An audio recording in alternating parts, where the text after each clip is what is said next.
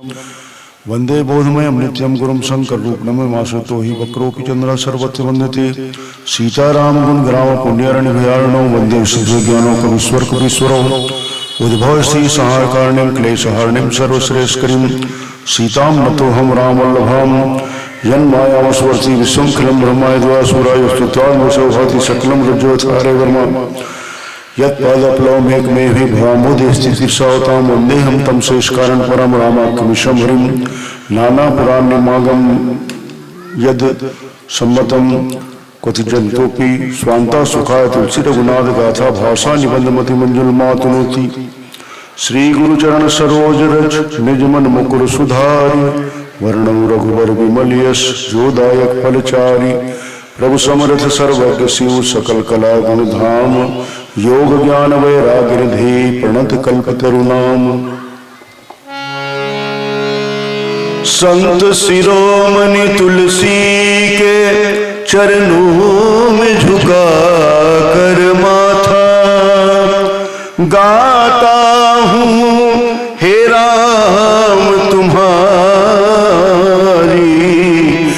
मैं भी गौरव गाथा नाथ आपके गुण गायन की नहीं है मुझ में क्षमता किंतु कहा लेगी बालक से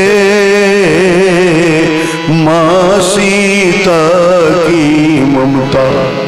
प्रेम से बोले श्री सीताराम जी महाराज की जय, श्री हनुमान जी महाराज की जय, श्री गुरुदेव भगवान की जय, श्री तुलसीदास जी महाराज की जय, श्री गौरी शंकर भगवान की जय, परम पूज्य पंडित श्री सुरेश चतुर्वेदी जी महाराज की जय। परम पावन ग्राम अघारी नवागांव वार्ड के श्री सीताराम कथा रस रसिक श्रद्धालु सज्जन वृंद, श्रद्धामयी करुणामयी भक्तिमती माताओं, मन संचालिका श्रीमती चंद्रिका साहू जी, मेरे पूज्य गुरुदेव सम विद्वान निर्णायकगण, जिसमें श्री कृष्ण महाविद्यालय संगीत महाविद्यालय के प्राचार्य आदरणीय श्री वीरेंद्र साहू सर जी भी हैं, और उनके साथ जितने भी निर्णायकगण हैं उन सभी के श्री चरणों में हम सादर प्रणाम करते हैं। हमारे आदरणीय कामता भैया, आदरणीय श्री भोजराज गुरु जी एवं प्रिय बेटा सनय चतुर्वेदी, आप सभी के श्री चरणों में श्री राम रुचि मानस मंडली डोटोपार सादर प्रणाम प्रस्तुत करती है। भगवान से मिलने के लिए सदगुरु की आवश्यकता होती है। गुरु बनाते समय हमें हमेशा ये ध्यान रखना चाहिए कि जिस गुरु का वर्ण हम कर रहे हैं वो गुरु हमें ईश्वर तक पहुंचाने वाला हो, क्योंकि यहां अधिकांश गुरु ऐसे मिलते हैं जो अपनी शरण में लेकर के हमसे ये कहते हैं कि अब तो हम मिल गए हैं, तुमको भगवान की क्या आवश्यकता है। तो हमारे जीवन का चरम लक्ष्य है ईश्वर को प्राप्त करना, और उसके लिए सद्गुरु की आवश्यकता होती है। पर यदि हमें कपट गुरु मिल जाए तो कपट गुरु हमें कहां पहुंचा देते हैं। इसका साक्षात उदाहरण इस प्रसंग पर बताया गया है। गोस्वामी तुलसीदास जी महाराज कहते हैं कि प्रताप भानु नाम का एक राजा है जो कपट मुनि के चक्कर में पड़ गया है और नाना प्रकार की भौतिक वस्तुओं की कामना कर रहा है। वो कह रहा है कि मेरे शरीर में कभी बुढ़ापा ना आए, मेरी मृत्यु ना हो, मेरा शरीर दुख रहित हो जाए, मुझको युद्ध में कोई पराजित ना कर सके, सारे भूमंडल पर एक छत्र और रिपुहीन मेरा राज्य स्थापित हो जाए। ये प्रताप भानु जो है कपट मुनि के पास अपनी कामनाओं को व्यक्त कर रहा है। आइए उसकी क्या दुर्गति होती है। कपट मुनि के साथ जब हमारा मिलन होता है और हम उसके चक्कर में पड़ जाते हैं तो हमारा क्या नुकसान होता है। प्रस्तुत प्रसंग में ये बात बताई गई है। गोस्वामी तुलसीदास जी महाराज लिख रहे हैं कि जरा मरण दुख रहित तनु समर जितै जनि को, एक छत्र रिपुहीन मही राज कल्प सत हो। आइए इन पंक्तियों को केंद्र बना करके हम लोग चर्चा करने का प्रयत्न करेंगे एक भजन के उपरांत।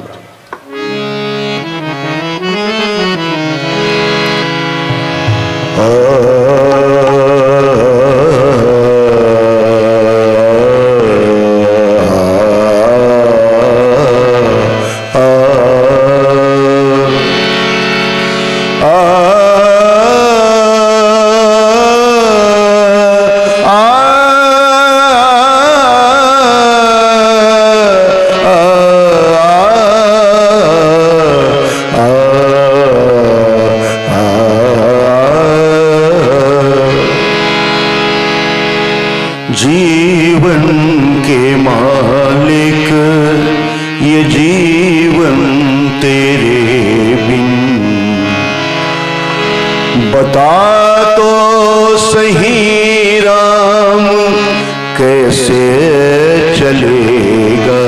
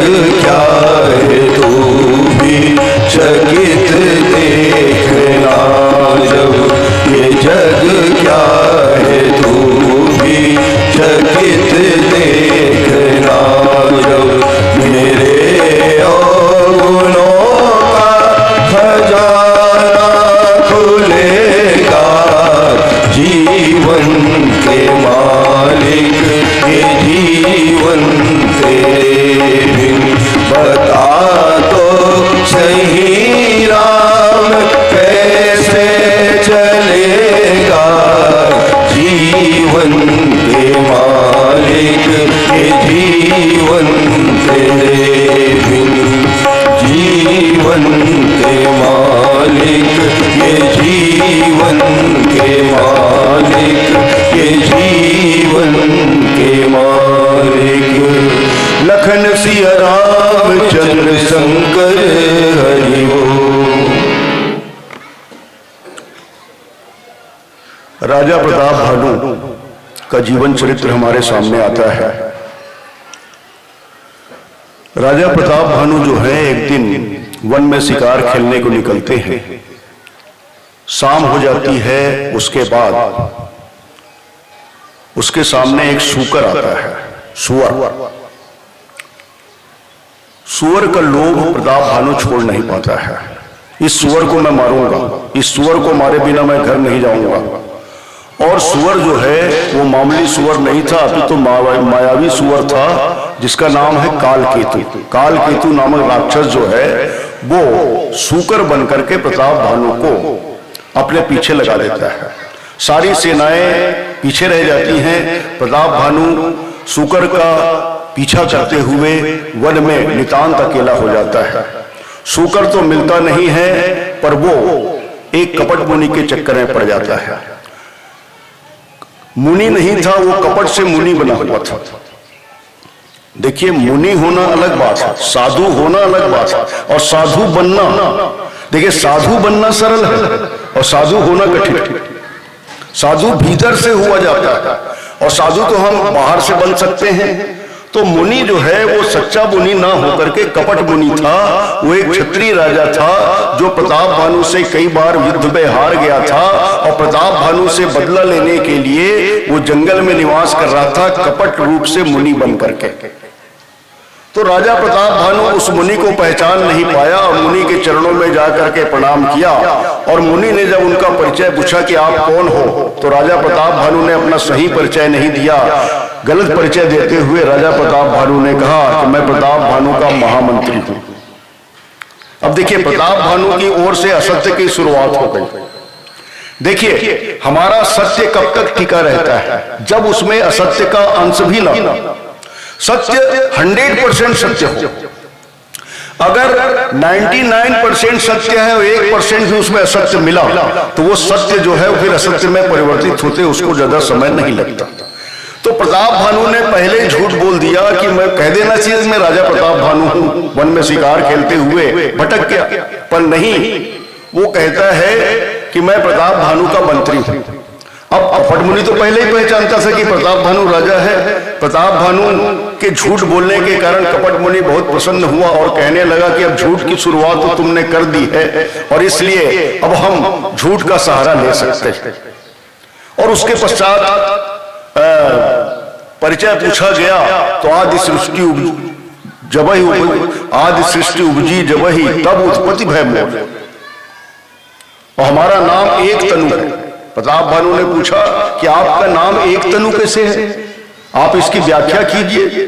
तब उसने कहा कि सृष्टि जब से उत्पन्न हुई है तब से हम इस शरीर को धारण किए हुए हैं, और सृष्टि जब समाप्त होगी तभी हम इस शरीर को छोड़ेंगे, इसलिए हमारा नाम एक तनु है।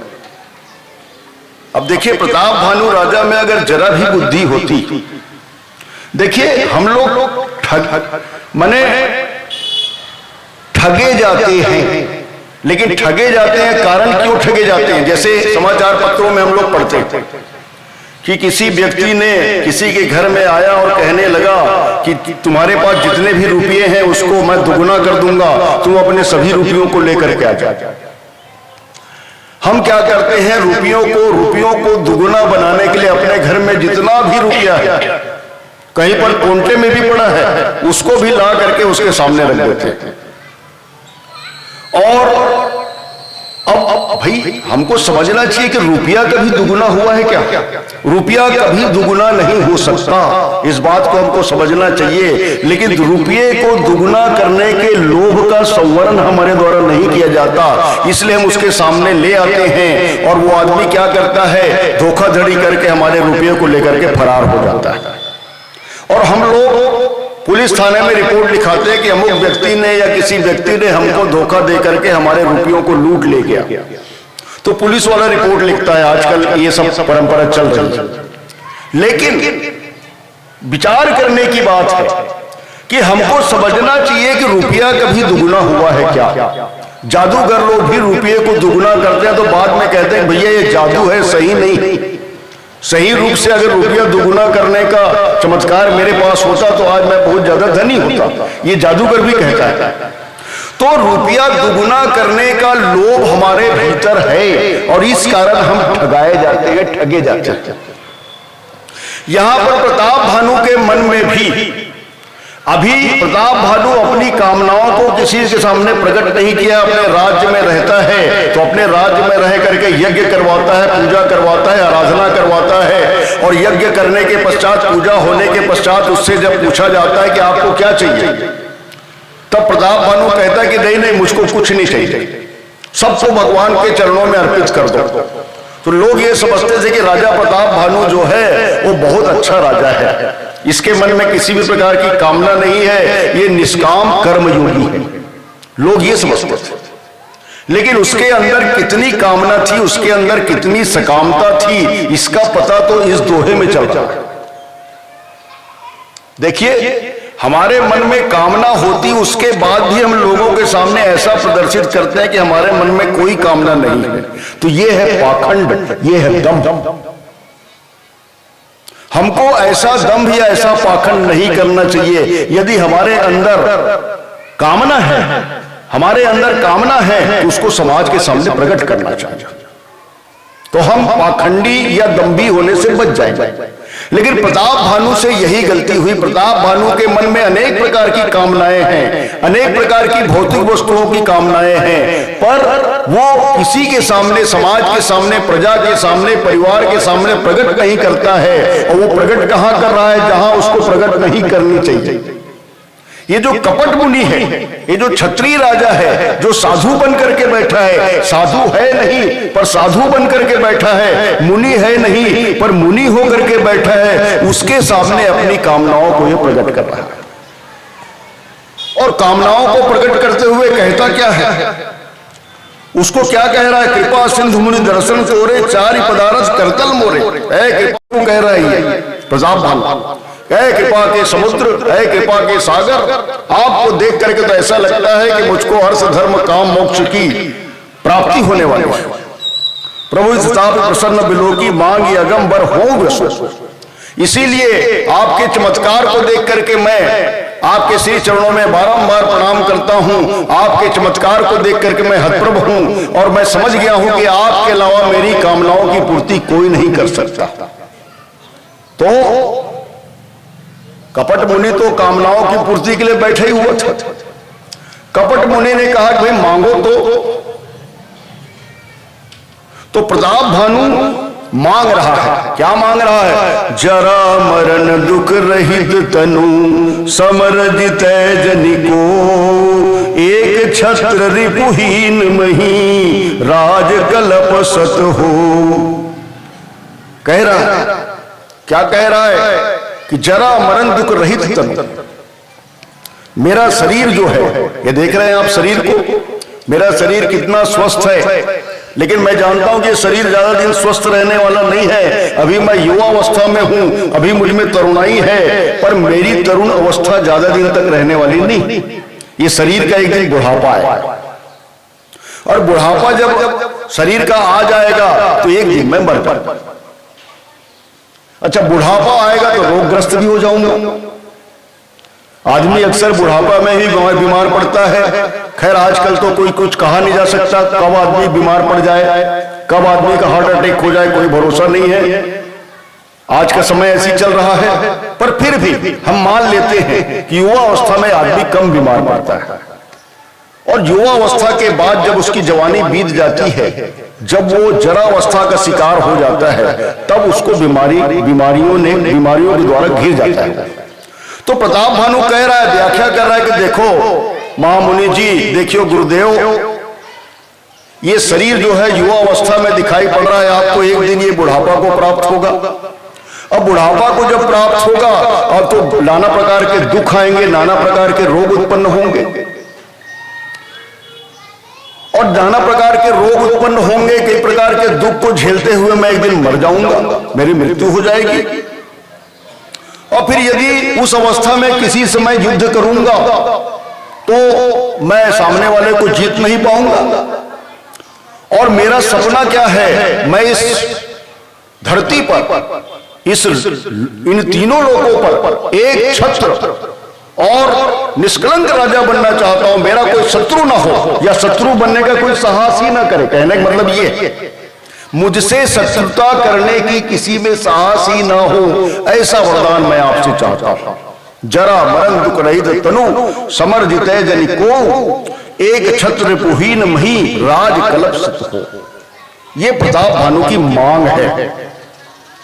प्रताप भानु अपनी मांग रख रहा है। आइए इस पर हम लोग कपसा विचार करेंगे कि प्रताप भानु की मांग क्या है, प्रताप भानु को मांग कैसे करनी चाहिए थी, और प्रताप भानु की मांग सही है कि नहीं, इसके बारे में हम लोग चर्चा करेंगे एक भजन के उपरांत।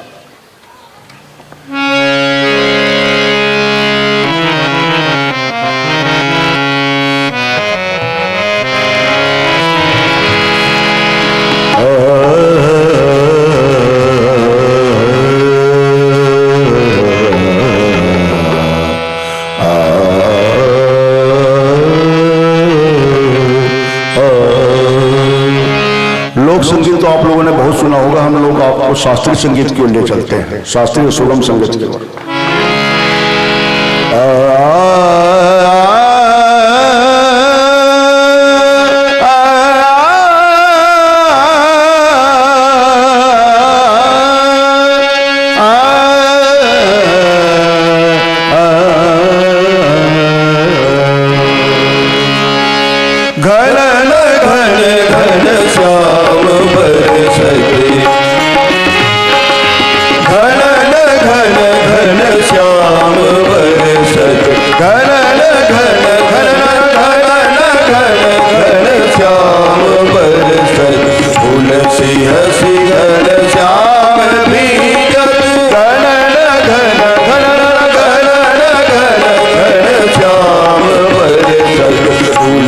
हसी घन श्याम भी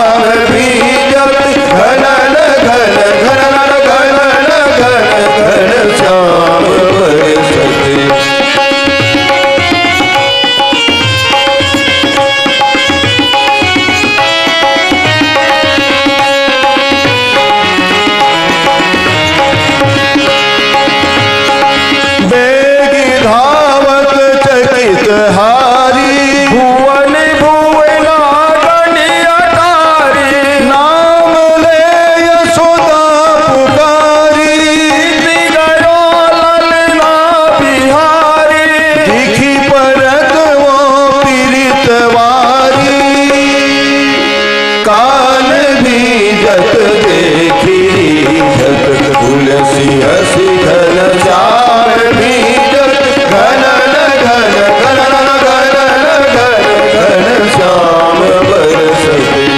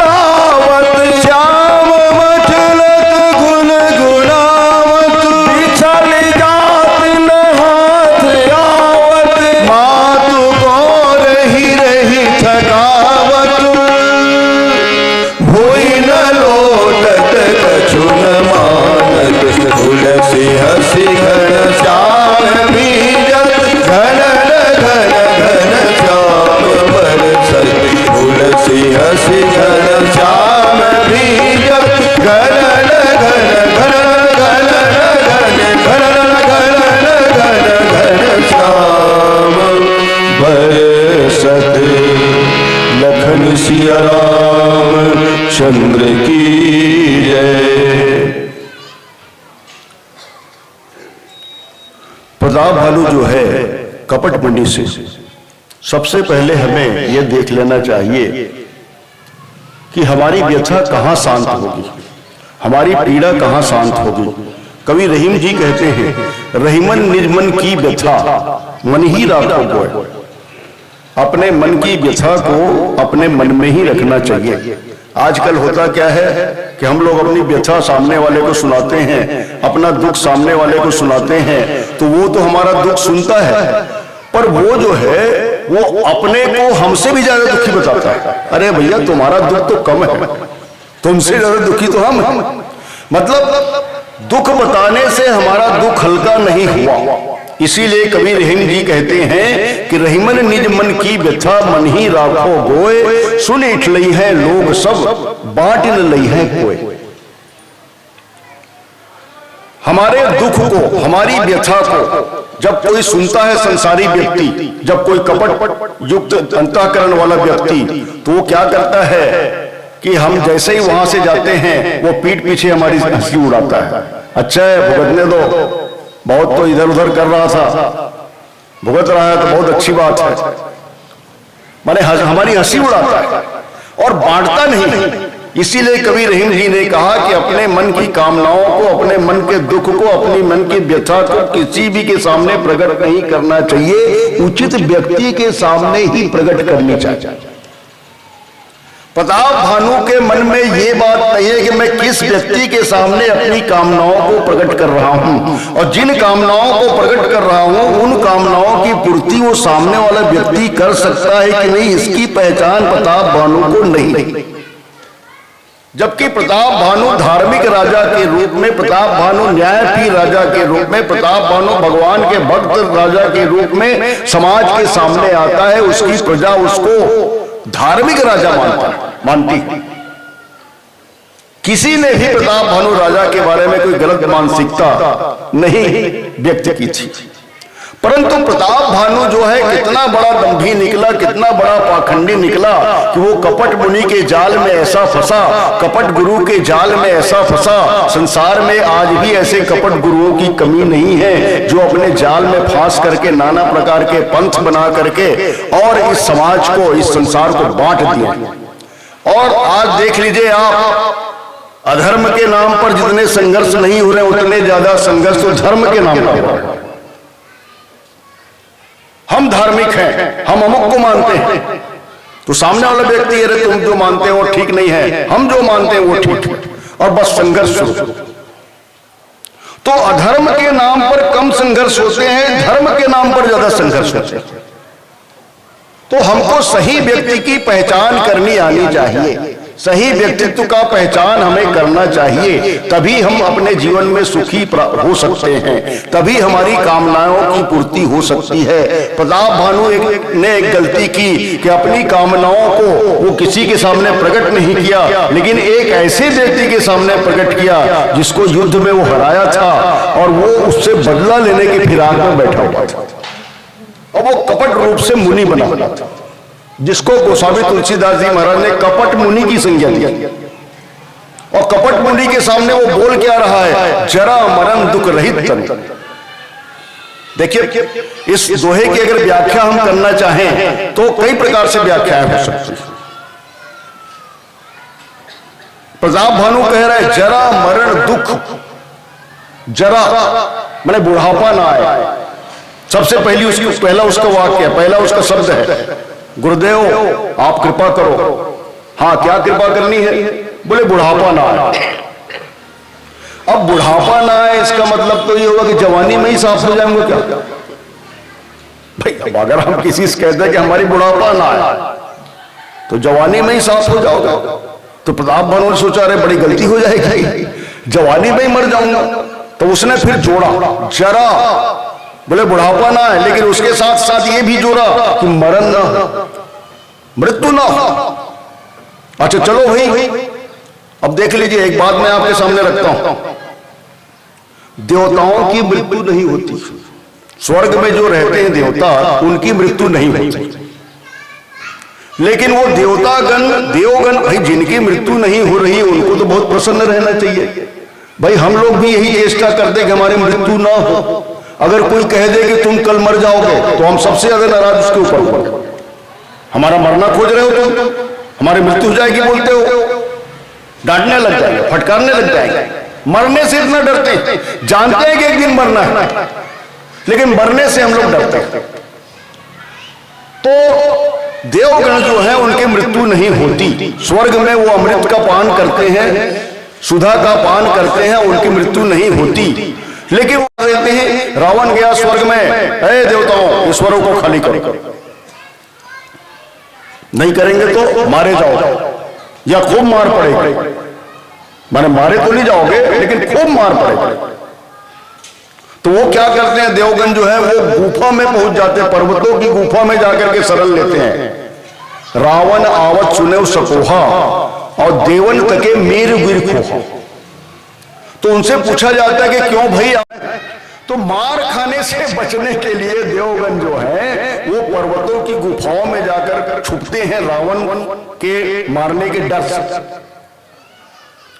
तो ये परेशान। तो प्रताप भानु ने मन में सोचा कि जरा बुढ़ापा ना आए बोलूंगा तो जवानी में ही साफ हो जाऊंगा। तो उसके साथ जोड़ा उसने मरण, बुढ़ापा ना आए और ना मरना भी मत। अच्छा ठीक है भाई, मरना नहीं होगा तो नाना प्रकार के रोग आ गया तो ठीक है, मरोगे नहीं, लेकिन रोग के बारे में तुम कुछ नहीं बोले हो। कपट मुनि बोल सकता था, तो इसलिए तुम हार्ट के मरीज बन जाओगे, किडनी के मरीज बन जाओगे, डायलिसिस कराओगे, दुनिया भर का तमाशा होगा, माने ये बात हो सकती थी। तो बोले तो उसने फिर जोड़ा उसमें कि दुख रहित तन, मेरे शरीर में किसी भी प्रकार का दुख नहीं आना चाहिए, किसी प्रकार का रोग नहीं आना चाहिए। ये जोड़ा उसमें। और उसके बाद क्या कहता है कि देखो मैं अमर हो जाऊंगा, मैं युवावस्था में रहूंगा, मैं मरूंगा नहीं, कई प्रकार रोगग्रस्त भी नहीं होऊंगा, तो युद्ध में मुझको कोई पराजित ना कर सके। अब इतना अमर व्यक्ति रहूंगा, इतना अमर रहूंगा और इतना सब कई प्रकार के पराक्रम को दिखाऊंगा, लेकिन अगर मुझको युद्ध में कोई हरा दिया तो ये तो बहुत गड़बड़ हो जाएगी। इसलिए उसने कहा समर जीते जनी को। और उसके बाद क्या बोलता है, एक छत्र रिपुहीन मही, एक छत्र रिपुहीन मही राज कलप सकते, इस पृथ्वी पर एक छत्र में राज्य करूं, मेरे अलावा कोई दूसरा राज्य मत, मेरे राजा मत, मेरे अलावा कोई दूसरा राजा मत हो, मतलब मैं चक्रवर्ती सम्राट बन जाऊं। चक्रवर्ती सम्राट किसको कहते हैं? चक्रवर्ती सम्राट का मतलब होता है कि उसके बराबर कोई राजा नहीं होता, वो अकेला राज्य करता है, उसके अधीन अगर राजा भी होते हैं तो उसके अधीन होते हैं। तो एक छत्र रिपुहीन मही और एक कलप, दो कलप नहीं, राज कलप सच हो, अर्थात 100 कल्पों तक मेरा राज्य। मैंने कितनी लंबी मांग, और किससे मांग कर रहा है? तो कपट मुनि से, जो एक भी मांग को पूरी नहीं कर सकता, ऐसे व्यक्ति के सामने अपनी मांग को प्रताप भानु रख रहा है। प्रताप भानु को ऐसी मांग रखनी चाहिए कि नहीं, अरे भाई, यदि हम किसी से कुछ मांगे, वैसे तो कहा जाता है कि हमको किसी भी आदमी से कुछ भी नहीं मांगना चाहिए, क्योंकि अगर मांगते हैं तो हमारी मांग पूरी नहीं होती। इसीलिए तो भगवान ने कहा नवधा भक्ति में, नवम सरल सब सन छलहीन। नवम भक्ति क्या है? बोले सरल बनो और छलहीन बन जाओ। और उसके बाद क्या कहते हैं? मम भरोस ही हरस न देना। बोले एकमात्र मेरा भरोसा करो, मुझ पर विश्वास करो। अगर कुछ मांगना भी है तो मुझसे मांगो। हृदय में हरस और विषाद को छोड़ दो। लेकिन यहां पर प्रताप भानु हमको क्या प्रेरणा दे रहा है? प्रताप भानु क्या गलत कर रहा है? प्रताप भानु एक ऐसे कपट मुनि से मांग रहा है, एक ऐसे व्यक्ति को अपना सद्गुरु मान लिया है, एक ऐसे व्यक्ति को कोई चमत्कारी व्यक्ति मान लिया है, एक ऐसे व्यक्ति को भगवान के सदृश मान लिया है। देखिए, सद्गुरु का मतलब क्या होता है? तुमते अधिक गुरहि किए जानी, सेवई सकल भाए सन्मानी। बोले वाल्मीकि जी महाराज कहते हैं कि गुरु को भगवान से भी ऊपर का दर्जा प्रदान करो और सर्वतो भावेन समर्पित होकर के उनके चरणों में प्रणाम करो, उनके चरणों की सेवा करो। पर देख लिया जाए कि वो गुरु जो है वो हमको ईश्वर तक पहुंचाने वाला है कि नहीं। जो गुरु हमको ईश्वर तक नहीं पहुंचाने वाला है, ऐसे गुरु के चरणों में प्रणाम करके हमको अपनी कामनाओं की पूर्ति करने का विश्वास नहीं करना चाहिए। हमको तो किसी ऐसे सद्गुरु के शरण में जाना चाहिए जो स्वयं भगवान को देखे हों और हमको भी भगवान को दिखाने की क्षमता रखते हों। लेकिन प्रताप भानु ने एक ऐसे गुरु का वर्णन किया है जिसको तुलसीदास जी महाराज ने कपट मुनि कहा है। और कपट मुनि कहते हुए तुलसीदास जी महाराज ने कहा है कि प्रताप भानु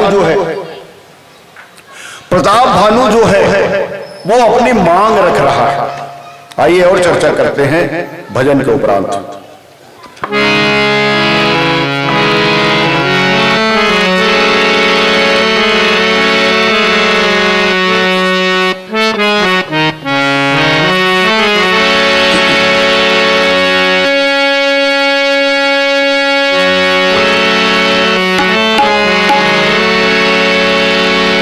कैसे कहूँ मन की कहानी, लागे इस दुनिया सुहानी। कैसे कहूँ मन की कहानी, लागे इस दुनिया सुहानी। तेरे चरणों से दूर रहना आदत है इसकी पुरानी। कैसे कहूँ मन की कहानी, लागे इसे दुनिया सुहानी। तेरे चरणों से दूर रहना आदत है इसकी पुरानी। ओ मेरे राघव, ओ मेरे प्रीतम, ओ मेरे राम। कैसे कहूँ मन की कहानी, लागे इसे दुनिया सुहानी।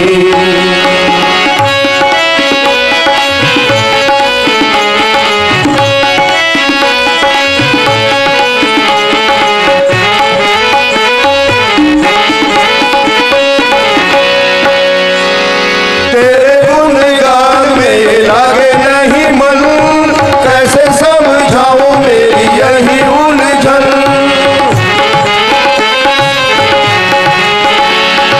तेरे गुणगान में लागे नहीं मन, कैसे समझाऊं यही मेरी उलझन।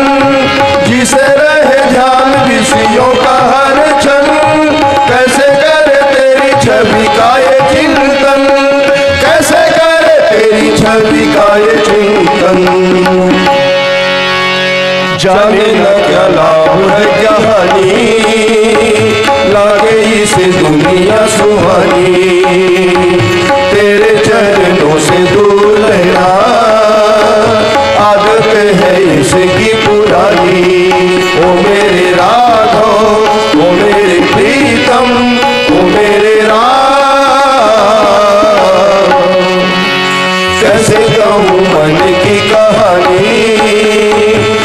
लागे इसे दुनिया सुहानी।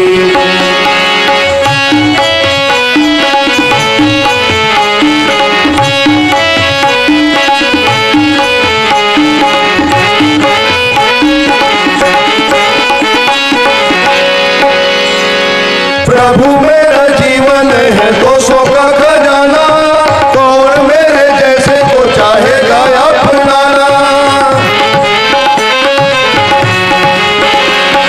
प्रभु मेरा जीवन है दोषों का खजाना, कौन मेरे जैसे को चाहेगा अपनाना। डूबते को तुमको ही आता है बचाना, कभी न कभी प्रभु पड़ेगा तुम्हें आना, कभी न कभी प्रभु पड़ेगा तुम्हें आना। बातें यही तुम्हें थी सुनानी, लागे इसे दुनिया सुहानी। तेरे चरणों से दूर रहना आदत है इसकी पुरानी। ओ मेरे राघव ओ मेरे प्रीतम ओ मेरे राम,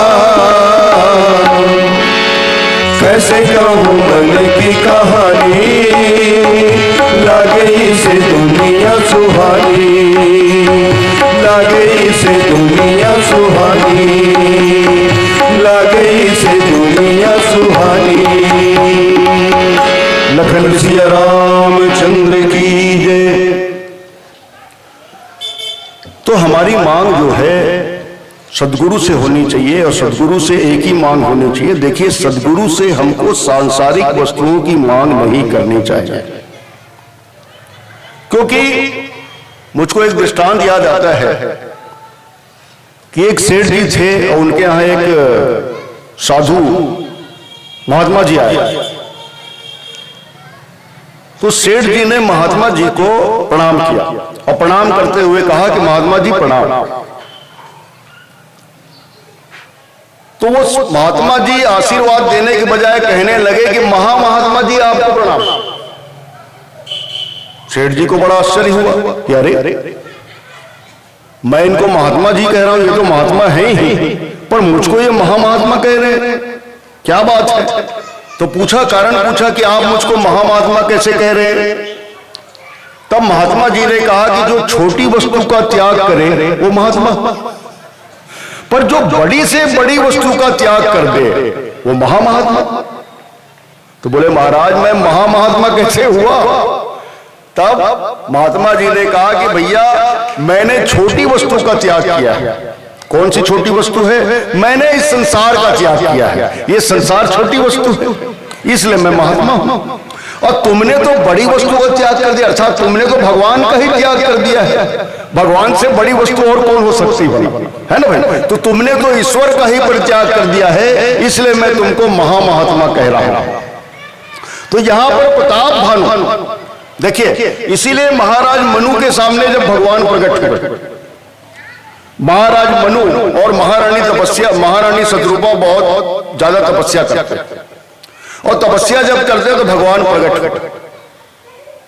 अब भगवान जब प्रकट हुए तो भगवान ने कह दिया मोरे कछु अदे नहीं तो। महाराज मनु तुम जो भी मांगना चाहते हो मांग लो, मेरे पास ऐसी कोई भी वस्तु नहीं है जो मैं तुमको ना दे सकूं। देखिए भगवान एक ऐसे हैं जिनके पास हर प्रकार की वस्तुओं का खजाना है। पर कभी कभी क्या होता है, हमारे पास अगर कोई व्यक्ति आता है तो कहते हैं भैया, हम कहते हैं क्या है, देखो भाई सब कुछ मांग लेना पर ये हारमोनियम भर को मत मांगना, इसको मैं तुमको नहीं दे सकता। माने हम ऐसा नहीं कह सकते तुमको जो कुछ भी चाहिए ले लो, देखो भाई सब ले जाना यार, लेकिन ये हारमोनियम भर को तुमको मैं नहीं दे सकता, या अमुक वस्तु को मैं तुमको नहीं दे सकता। लेकिन भगवान क्या कहते हैं, मोरे कछु अदे नहीं, मेरे पास ऐसी कोई भी वस्तु नहीं है जिसको मैं तुमको ना दे सकूं, तुम मांगो। अब देखिए भगवान भी तो बड़े विचित्र हैं। केवट के सामने प्रकट हुए तो भगवान कहने लगे कि भैया मैं तुमको कुछ देने के लिए नहीं आया हूं, तुमसे मैं मांगने आया हूं। केवट को ही बड़ा आश्चर्य हुआ कि सबको देने वाला भगवान कहता है कि मैं मांगने आया हूं, और भगवान ने क्या मांग कर दी? मांगी नाव, ना केवट वाला। केवट से नाव की मांग की भगवान ने, पर केवट नहीं आता। अब महाराज मनु से क्या कह रहे, राजा से क्या कह रहे? राजा के पास किसी वस्तु की कमी है क्या?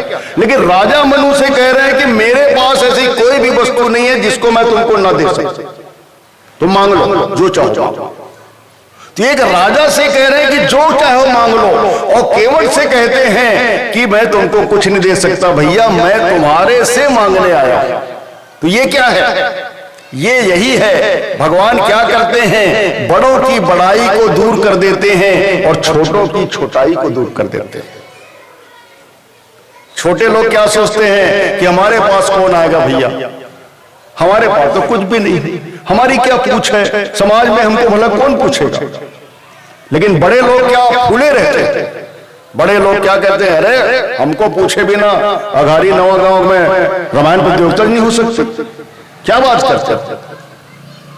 ये बड़ों, तो बड़े की बड़ाई को दूर कर देते हैं भगवान, और छोटों की छोटाई को दूर कर देते हैं भगवान। तो इस प्रकार से केवट के सामने भगवान कहते हैं कि भैया मैं तुम्हारी वस्तु नाव को मांगने आया हूं, मुझको तुम्हारे नाव की आवश्यकता है, तुम्हारी नाव पर चढ़ करके मैं इस गंगा नदी को पार करना चाहता हूं। और राजा मनु के सामने कहते हैं कि मैं जो चाहो मैं दे सकता हूं। लेकिन देख लीजिए महाराज मनु ने क्या मांगा। देखिए मांग की मांग में अंतर है। हमारे सामने भगवान प्रकट हो गए तो हम क्या मांगते हैं, बस यही पर अंतर आ जाता है।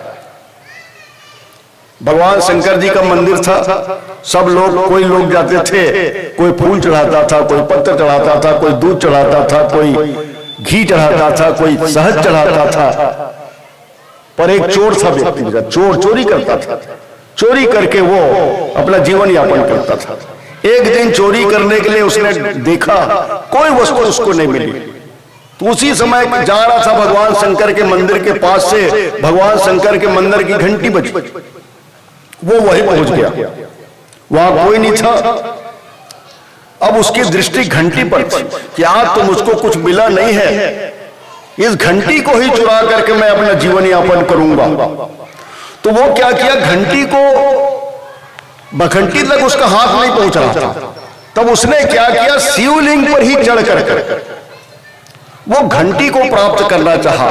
जैसे शिवलिंग पर चढ़ा मंदिर हिलने लगा और वहां से आवाज आई, बेटा वरदान मांगो। अब वो चोर जो है हकरब रह गया कि अरे मैं तो यहां चोरी करने आया हूं और क्या कोई बोल रहा है वरदान मांगना।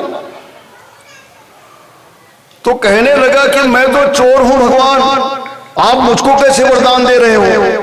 तो भगवान शंकर ने कहा कि देखो बेटा, कोई भी आता है तो कोई पत्थर चढ़ाता है, कोई फूल चढ़ाता है, कोई चावल चढ़ाता है, कोई दूध चढ़ाता है, लेकिन तुम तो ऐसे भक्त हो कि तुमने अपने आप को चढ़ा दिया। देखिए, तो भगवान कहने का अर्थ यह है कि भगवान हमारे सामने आए या हम भगवान के सामने जाएं। आज भी मंदिर जाने की परंपरा है, हम लोग मंदिर जाते हैं या अपने घर में ही मंदिर बना करके रखते हैं, अपने घर में ही एक फोटो लगा करके रखते हैं और भगवान से कामना करते हैं। लेकिन भगवान से हम क्या कामना करते हैं?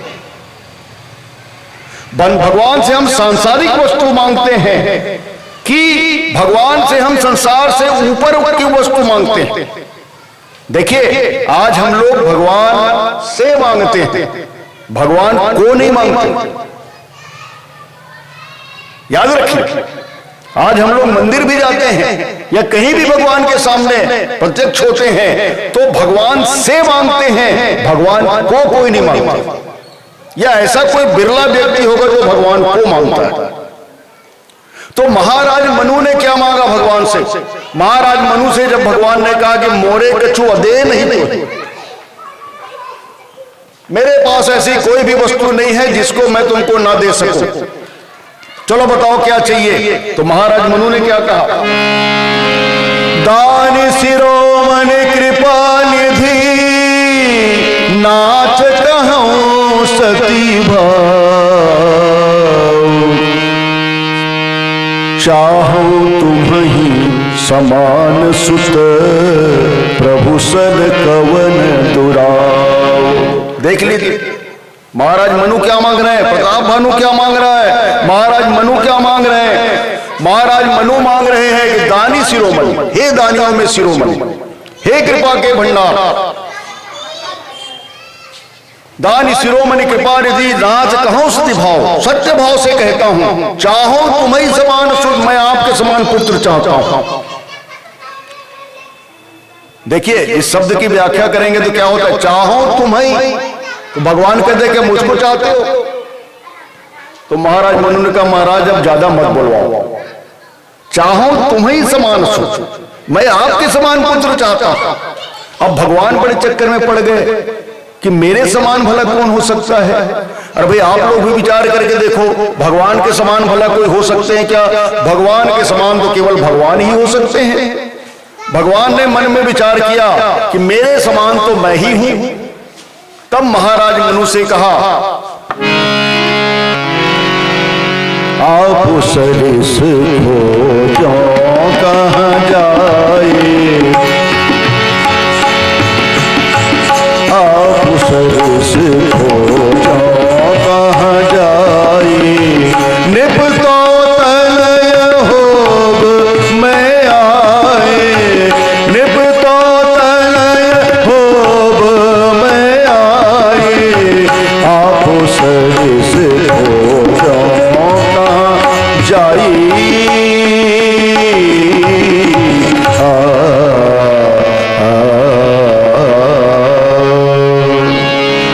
सरिस खोजो कहां जाए।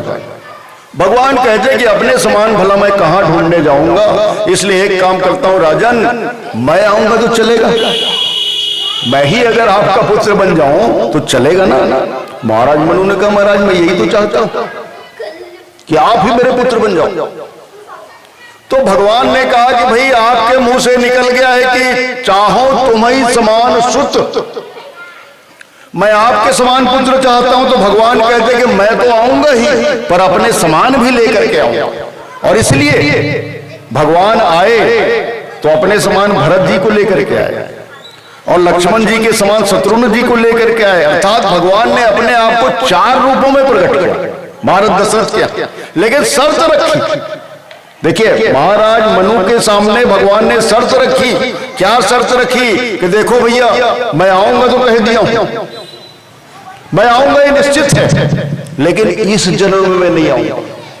आप जब तक महाराज मनु रहोगे, जब तक आप मनुष्य रहोगे, जब तक आप मनु रहोगे, तब तक मैं नहीं आऊंगा। तो क्या बनने के बाद आओगे आप? तब भगवान ने कहा मनु से जब मनुष्य बन जाओगे, या मनु से जब दशरथ बन जाओगे तब आऊंगा, और मनु से कहीं दशमुख बन जाओगे तो नहीं आऊंगा। देखिए मनु से ही आदमी दशरथ बनता है और मनु से ही आदमी दशमुख बनता है, माने रावण बनता है। प्रताप भानु से रावण बना है बाद में, है ना। तो महाराज मनु से भगवान ने कहा कि जब तक आप मनु हो तब तक मैं नहीं आऊंगा, लेकिन मनु से दशरथ बन जाओगे तो मैं आपका पुत्र बन करके आऊंगा, और यदि आप मनु से कहीं दशमुख बन जाओगे तो मैं नहीं आने वाला हूं। तो वास्तव में महाराज मनु अगले जन्म में क्या बनते हैं? महाराज दशरथ। और महारानी शत्रुपा क्या बनती हैं? महारानी कौशल्या। तो दशरथ जी और कौशल्या जी के आंगन में भगवान आते हैं, और महाराज मनु ने जैसी कामना की। देखिए महाराज मनु ने भगवान से कुछ नहीं मांगा, भगवान को ही मांगा। और यहां पर प्रताप भानु जो है बड़ा उल्टा काम कर रहा है, बड़ा गंदा काम कर रहा है। वो भगवान से उसको कोई मतलब नहीं है, वो केवल अपने बारे में सोच रहा है। अरे आप समझिए जरा, थोड़ा सा विचार करने की बात है। हम सब लोग जानते हैं, विचार करते हैं। क्या विचार करते हैं? जब भी अपना परिचय हम देते हैं तो हम अपने शरीर का परिचय देते हैं। अरे मैं वेद प्रकाश वर्मा हूं, अमुक स्कूल में हेड मास्टर हूं, फलाना हूं, ढिकाना हूं, ये अपने शरीर का परिचय दे रहा है। लेकिन वास्तव में शरीर के भीतर जो आत्मा बैठी है, शरीर के भीतर जो जीव बैठा है, शरीर के भीतर जो परमात्मा का अंश बैठा है, ईश्वर का अंश बैठा है, सही में उसका परिचय होना चाहिए। विभीषण जी महाराज ने हनुमान जी को यही बात तो कही, कह हनुमंत सुनहु तुम भ्राता, देखी चहूं जानकी माता। देखो भाई, आपकी लंका में हम आए हैं और हमने सुना है कि आपके भ्राता श्री रावण ने हमारी माता जानकी का अपहरण करके ले आया।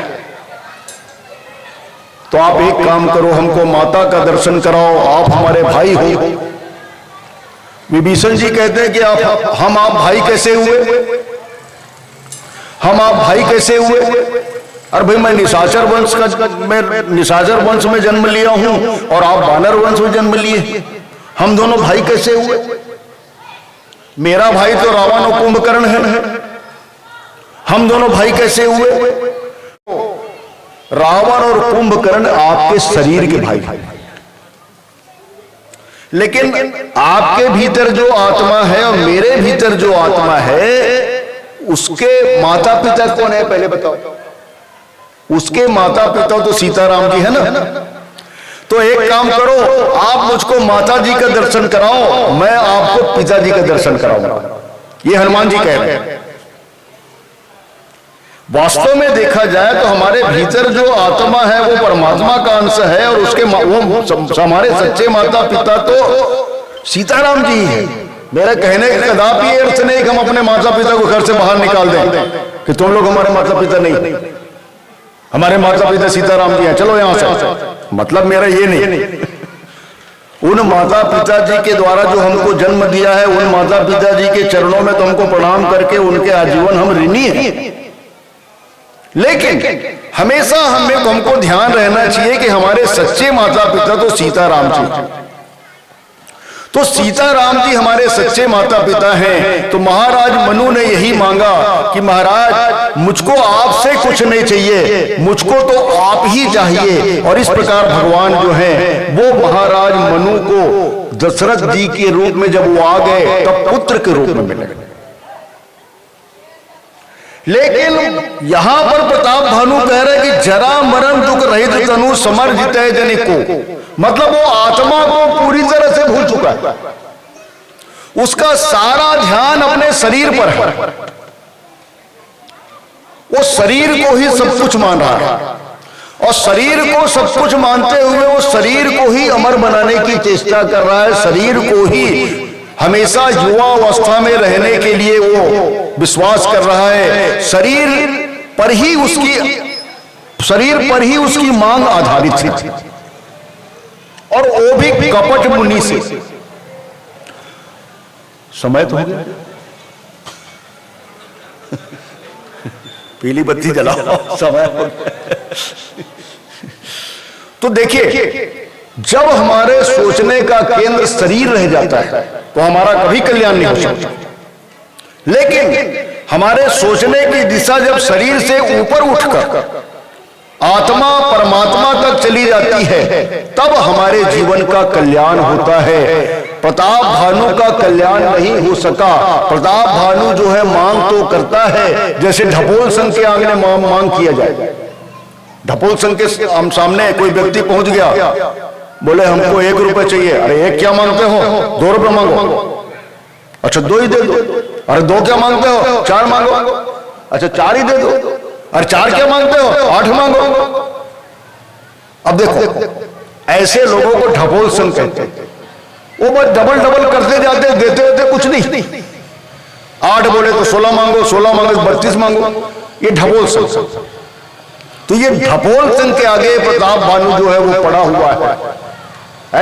और ढपोल संघ को देना तो कुछ नहीं, वो कह रहा है कि भैया ये सब कुछ हो सकता है, तुम युवा अवस्था में रह सकते हो, तुम्हारी मृत्यु कभी नहीं हो सकती, तुम्हारा शरीर कभी रोगग्रस्त नहीं हो सकता, तुम्हारा एक छत्र राज्य हो सकता है, तुमको युद्ध में कोई पराजित नहीं कर सकता।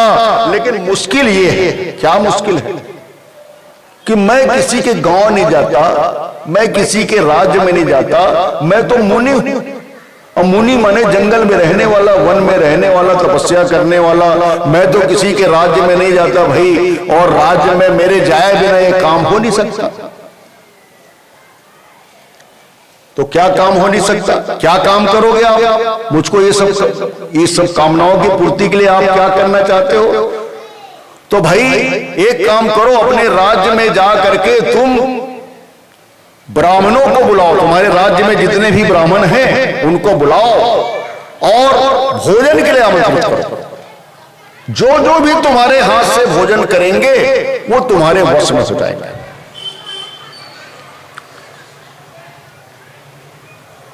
अब प्रताप भानु को माया के द्वारा वही जो शुकर बन करके, काल केतु जो शुकर बन करके मैंने भुलवाया था, वही जो है इसके पास आता है, एक तनु के पास, और काल केतु जो है वो प्रताप भानु को उसके घोड़े के समेत उठा करके उसके राज्य में पहुंचा देता है, और उसकी रानी जहां सोई रहती है उसके बगल में वो सुला देता है।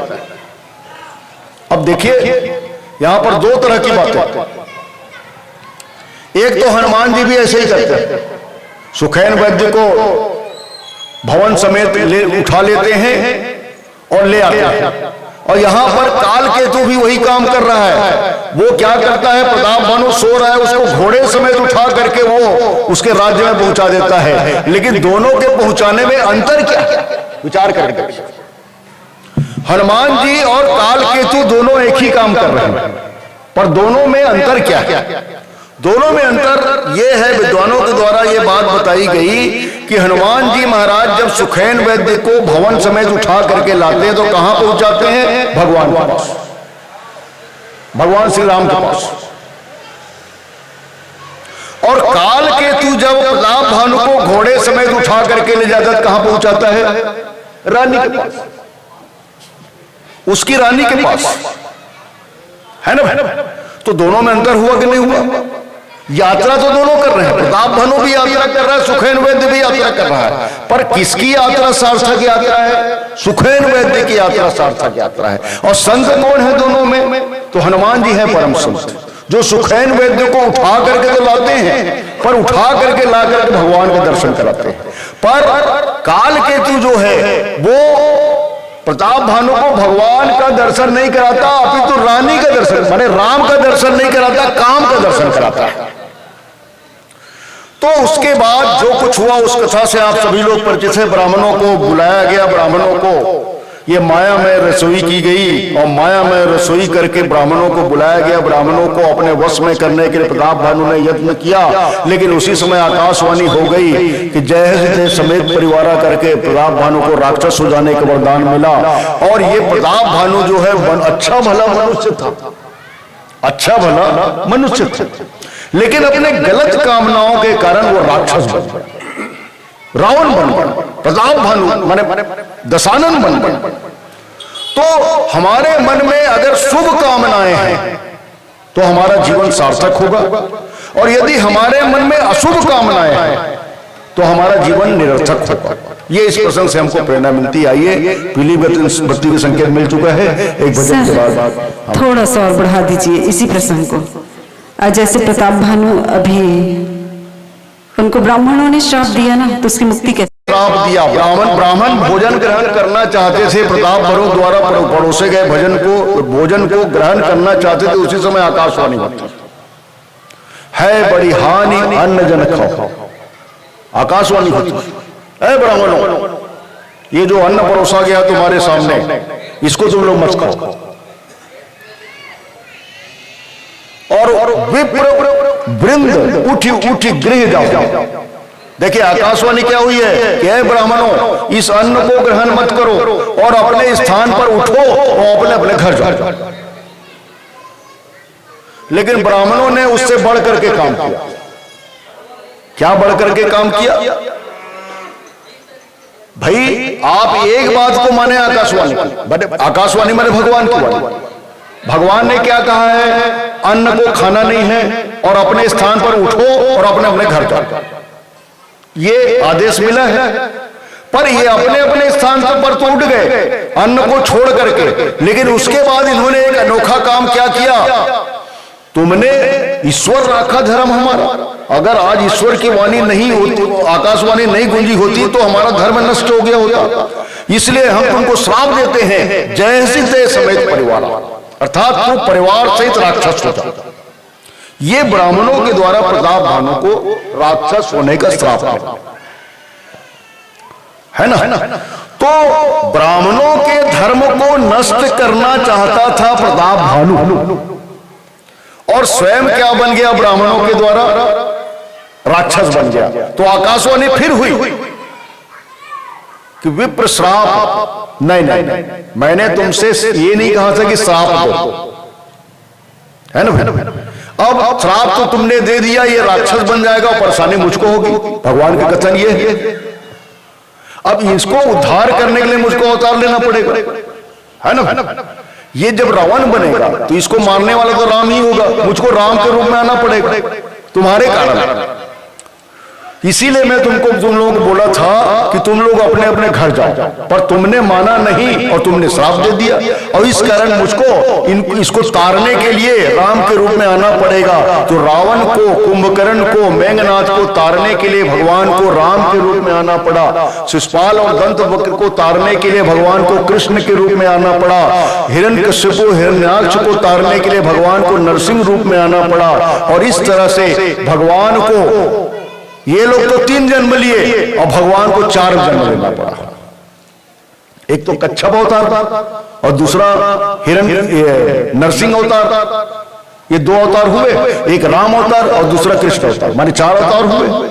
और इनको 3 अवतार, इनका 3 अवतार हुआ राक्षसों का 3 अवतार हुआ, भगवान को 4 अवतार लेना पड़ा, तब ये राक्षसों की मुक्ति मिली।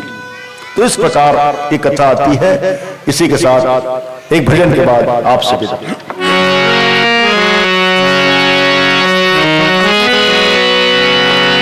भरी हुई रस की गगरिया सा मीठा, भरी हुई रस की गगरिया सा मीठा, भरी हुई रस की गगरिया सा मीठा। सिया राम कहो, हरि नाम कहो, प्रभु नाम रे। सिया राम कहो, हरि नाम कहो,